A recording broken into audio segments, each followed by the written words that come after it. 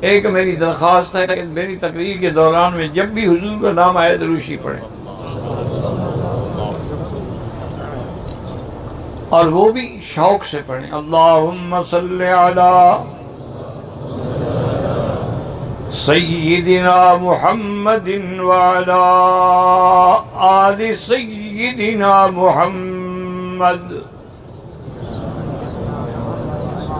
کما صلیت علی ابراہیم وعلی آل ابراہیم فی العالمین انک حمید مجید۔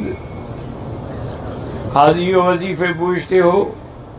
ایک صحابی حضور کی خدمت میں آئے، انہوں نے عرض کیا یا رسول اللہ سب میں نے جو اپنا وقت رکھا ہے اوراد و وظائف کے لیے، اس میں چوتھا حصہ درود پڑھتا ہوں اور 3 حصے باقی وظیفے پڑھتا ہوں۔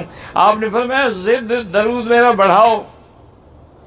اور اس نے کہا اچھا حضور اب میں 2 حصے درود پڑھوں گا اور 2 حصے باقی۔ آپ نے فرمایا زد میرے درود کو اور بڑھاؤ۔ اور نے کہا حضور اچھا میں اپنے وقت کا 3 حصے جو ہیں وہ درود میں صرف کروں گا، 1 حصے میں باقی وظیفے پڑھوں گا۔ آپ نے فرمایا زد اور بڑھاؤ۔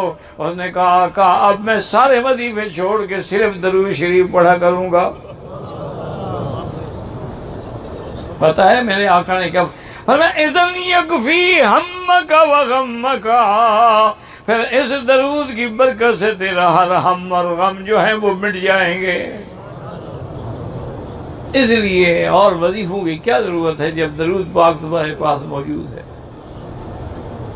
طواف ہے، صفا مروہ ہے، منی ہے، عرفات ہے، مزدلفہ ہے، کھڑے ہیں بیٹھے ہیں، درود پڑھو۔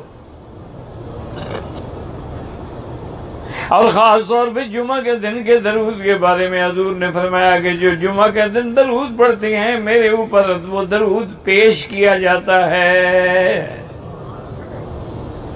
کہ میرا مدنی تیرے امتی نے یہ درود بھیجا ہے صلی اللہ علیہ وسلم۔